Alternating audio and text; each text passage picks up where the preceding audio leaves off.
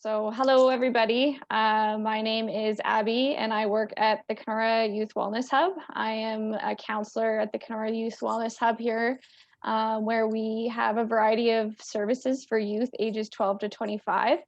And today I invited Raine, an old high school friend, to have a conversation about mental health because he's doing something pretty cool. And when I saw what he's been doing, sharing conversations with a bunch of different people in regards to mental health, I wanted to reach out and find out more about what he's doing and why. So if you want to give an introduction, Kevin. Hi there, my name is Raine, 27 years old. I'm a professional hockey player who, due to COVID, I'm not currently playing. And so I've taken on a job elsewhere. I'm currently working at a school.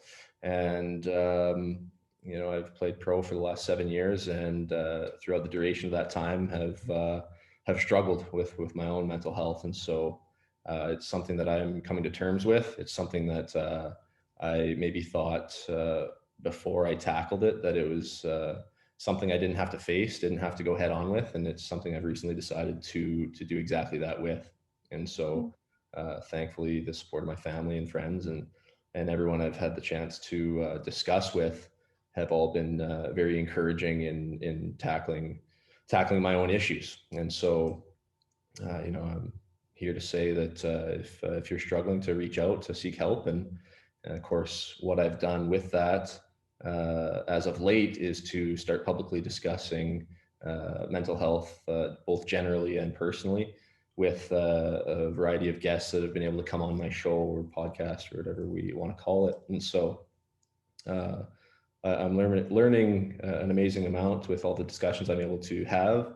I've received nothing but encouragement in talking about it. And, the more and more discussion we can have, the more and more we can normalize the fact that we all endure struggles. And so, that's in a nutshell what I've struggled with, how I've gone about it, and trying to present that message to everyone that there's no shame in seeking help. Yeah, and I think that's so cool. And that's like the main reason I reached out. I was like, this is so cool to know somebody that, I knew. And I mean, doing something like this, because it's not something you just scroll upon on your news feeds where you're seeing familiar faces just openly having these discussions. I think sometimes there's like that misconception that like you have to be like having these conversations with professionals. And it's not true. Like, I think just starting with what you're doing is really cool because you're opening up that conversation just for people to have on, less intimidating grounds, I guess. So have you found like that to be something that's happened? Like, have you had people reaching out to you because of what you've been doing? Of course, yeah. The feedback has been incredible. As soon as you kind of open yourself up and start sharing, that is almost an invitation for other people to feel okay to then maybe discuss things with you. And so I found that, the things I have spoken on, or the things I've been able to speak to my guests about, are all very, very relatable things. We all feel, we all endure. These times are particularly tough. We're not necessarily meant to be isolated. We're not necessarily meant to be alone.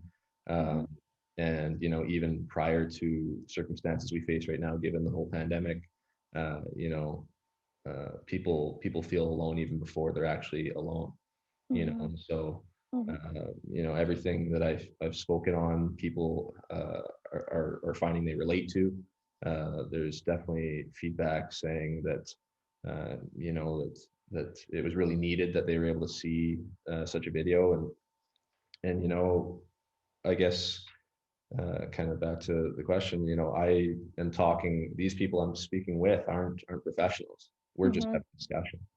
How are you feeling? Oh man, I'm not feeling very good. Oh, me neither. Oh, well, tell me about how you're feeling, right? And just a chance to vent and get things out, and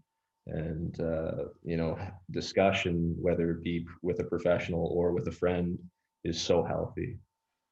And it's funny because when I got into this field of having these conversations and kind of the helping profession, as a young person that's just new to the field, I was so intimidated about doing the right things or saying the right things in these conversations. And it's funny how you can come back and like kind of ground yourself and like go with your gut in these conversations. Like if you know, are genuinely caring about the other person and what they're sharing with you and just trying to meet them where they're at, it can take away like that intimidation that you know, you're supposed to be saying a certain thing. And I mean, obviously, as like somebody that's kind of been trained a little bit differently, you maybe ask a little bit different questions, but at the same time, just like with young people, to be able to build those relationships and like, you know, actually have people want to open up to you, you have to kind of do that, like, you know, just have that genuine feel with them. So I think that's really important. That's why I really like what you're doing.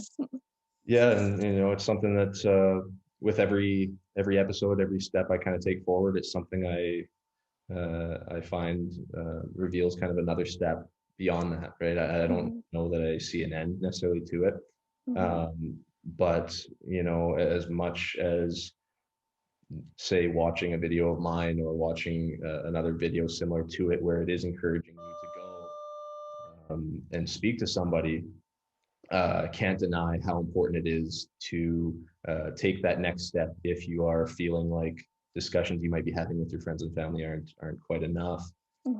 And that leads us back to me being so excited about what it is you're doing, because something I've found in what I've been doing is I've tried to seek out the likes of professionals in the field to discuss different topics, because of course there are so many areas of mental health and everyone's own situation is so exclusive that you know, you kind of have different places to go for different needs. And I think it's so amazing and unique that the youth hub that you work with is kind of a one-stop shop for everybody. And I think it's so amazing that I can pop in to go see you or pick up the phone and call your organization and be able to say, hey, this is what I've got. And then you guys are then able to direct me within your organization where to go. Yeah, and that's what's probably my favorite part about working with the Youth Hub is that idea that like health is holistic, and that I mean, typically when, you know, you are facing some mental health challenges or challenging times in your life, like it doesn't always necessarily affect you where you would specifically just need to speak with someone. Sometimes it's actually requires like, you know, maybe talking to a nurse as well, getting supports with like looking at education and maybe going back to school or finishing some credits. So it's really like a place of goal setting, and looking at, you know, beyond, you know, just the conversation, but also like what can we do, having it all in that space. And what's really cool that we've noticed is sometimes the drop in is the biggest piece, because sometimes people just need that safe place to go a few times before you actually formally want to talk with a counselor. And that's what's cool about the hub. I mean, we're virtual right now with the lockdown, but once we're back open in person again, we are open, like our doors are open noon to 6, Monday to Friday, and youth are able just to walk in and like, you know, it's not like, what are you here for today? It's like, oh, welcome. We'll give them a tour and then kind of see if there's a specific service they wanted, or if they actually just wanted to hang out, do maybe some sort of programming in like a less formal way. And then sometimes after the 4 or 5 visits, they actually do want to speak with a counselor. So I think that's really cool about like just having that space where you can kind of get that conversation started. And a lot of like what you're doing, I mean, you're doing it through video and podcasts, but it's just starting that conversation with people and making people feel comfortable. So Right. Well, and I love that your organization doesn't cut off at 18, because as you and I had previously discussed, you know, it's not like when you turn 18, all of a sudden you're just an adult, and all of a sudden, you know, as 17 you were a kid, and all of a sudden 18, boom, you're an adult. Like it doesn't quite happen like that. I myself, 27 years old, feel like I have all the learning possible yet to do. and And I'm with you on that. I Yeah. think most people are. And so, you know, I'm not sure that adult is an age, and you know, it's 25 the services provided. 12 to 25. Yeah. That's Yeah. 25, and so fully encouraging anyone within that range in your area to use that service, and one that I would definitely have used given what I know about it now and where I'm at in my own journey and trying to be better. Hmm. So just like on the topic of like, you know, with what you're doing, like how have you seen kind of like stigma play out in your experience, whether like you personally or like being part of like, you know, like a team in the sports, and like that focus of, you know, doing your best and performing your best, and maybe the pressures that people have, and I guess like the stigma that comes along with that. What I found in my own journey, will say, as well as from speaking to people, is that the scariest thing they ever did was reach out and ask for help. But then they'll also turn around and say that, well, that was the scariest thing they've ever done. It was also the best thing they ever did, because it was at that moment when they kind of put maybe their ego aside, let their guard down, and were ready to accept that help, to find that the help was there. Mhm. Right. And so we all have such a big fear in imagining asking for help and not receiving it. We all fear what our peers are going to think of us. We all fear these different things and have our different reasons for not taking that step.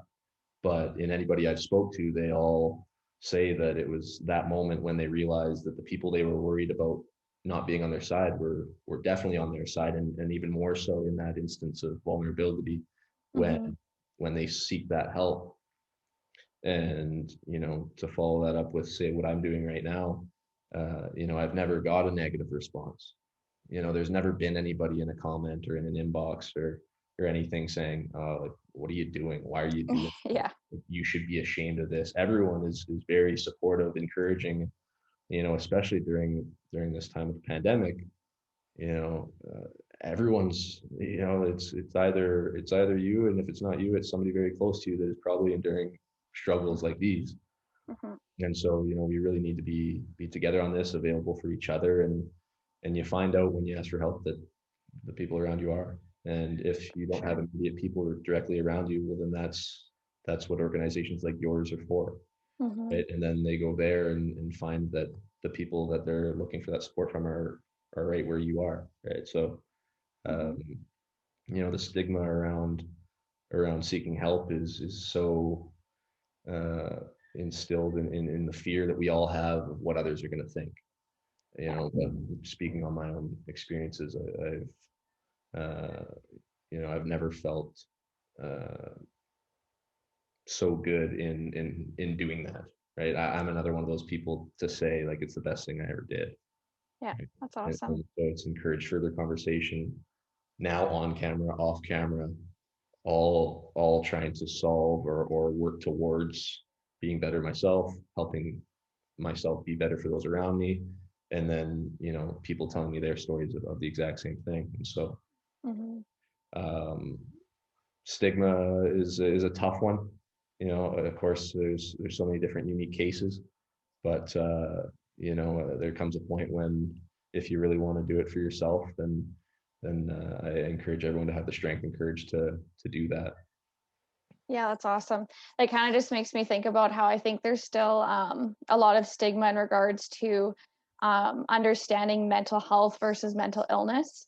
Right. Yeah. Um, and Yeah. I think that's where a lot of people end up kind of confused, which is legitimate, because it seemed, you know, we're talking about this more and more, and it's sometimes you can get lost in all the information. But you know, when we're talking about mental health, it's like we're talking in a place that we're talking about our well-being, like our emotions and our thoughts and feelings that we have to live with every day, right? Like, Yeah. and so that's more about our social connections and our understanding, like, of the world around us, whereas like a mental illness actually affects, you know, people in a greater sense of like actually how you think and feel and behave and interact with different people. But um it just, I think that's a huge part of the stigma that we're kind of starting to break down a little bit, understanding how it's hard to be physically, or, you know, physically well when you're not mentally well. So I think there's a lot that we still have to go, but I think that the conversations and the things that your people like you are doing are really helping that, and, you know, putting out that education. So Well, I think that's an amazing point you make there, because of course, there is the health, and then there is the illness side, the mental health, mental illness. And mhm. it's the thought that the management of your own mental health in creating habits and doing the right things and speaking is what Mhm. keeps you from eventually the illness side where, really you might have mismanaged your mental health and now you wind up in a place where you've got some really serious work to do in order to hopefully regain your stability. Right? Mhm. And Mhm. so it's it's something we all manage, right? We all manage our diets, we all manage our physical health. We're all concerned about that, and so it's just time to really look at the mental side and manage that as openly as say our physical health. Yeah, for sure. And with that, with the lockdown right now and COVID and how pandemic has like obviously impacted you, and what your plans were, like what would your maybe recommendations or tips and tricks kind of be for young people right now of like coping with these huge changes? And then like maybe especially for people that were part of teams and regular practices and things like that that now are maybe feeling extra isolated because they, kind of lost that part of their life Right. I think temporarily, the hopefully. biggest thing, at least on my own and what I've had to do is I've had to realize what I can and can't control. Right. And so in recognizing that the law is the law and that we're meant to distance and that I'm not able to go do these things that I want to do, I'm really trying to take a serious hard look at what I can do. Right. Well, and that's getting my home workouts that I might do, or that's making a schedule in especially the case of a lockdown. Fortunately, I'm at work, and so I still have that structure to be able to go to work and kind of build my day around that. Mhm. But if you are just at home, I know myself, I need to make myself a structure. I have to create an itinerary for the day, or otherwise I just simply won't get out of bed. And then I just simply won't go to sleep at night. And then Mhm. it creates these patterns of bad habits and then your mind kind of starts to get to you, and it's not until you kind of say, okay, you know what, tomorrow this is happening, this is happening, this is happening. And if you can get these small wins, well, that kind of gets you rolling into a day. And then hopefully you can build that momentum through days and weeks and just continue it on. Mhm. Um, don't be so hard on yourself, I guess is another huge tip. I'm incredibly hard on myself. And I have to learn to forgive myself if during those days I had that schedule, I don't stick to it. Right. And to try again the next day or to pick another small victory elsewhere Mhm. that'll hopefully stem and grow into more and more small victories. Right. But reach out to your friends and family, right? The virtual tools that we have, right? Our phones. And I think we can get trapped in our phones and they can go against us. But I also think if you're using that phone screen time, laptop time for the sake of either your projects or speaking, kind of like we are right now, Mhm. rather than just getting that scroll, right? That's another trap I fall into. The scroll, the scroll, the scroll. It's bad. It's bad for us all.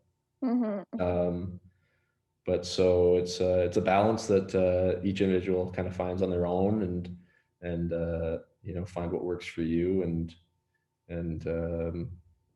I know that's what works for me. Schedule small wins Yeah. and a little bit of forgiveness in there, and that's my program. Yeah. No, that's great because I think that the biggest part is accepting that some days aren't going to be as successful as others. And Right. especially right now, like we have to be patient with ourselves. Like there's changes every day happening in regards to what lockdown looks like, what is allowed, what isn't allowed. And we're just having to adapt like crazy right now. Like just doing your best to do what you can when you can, but also, don't be so hard on yourself if the day doesn't work out exactly as planned. Yeah, I totally like that message. That's awesome. That's yeah, that's it. I'm thinking about everybody out there. I encourage everyone to use the services that Abby's organization provides, the Kenora Youth Hub. Um, and anything more from you, Abby? I just want to say thanks again for reaching out, or when I reached out to get back to me so quickly about doing this, because I think it's awesome just starting these conversations and both you and I being young people that care about this, and just having the conversation out there so that, who knows, maybe others might reach out to us and, you know, have that, be able to open that door now that this conversation's out there. So I just want to say thanks again. No problem.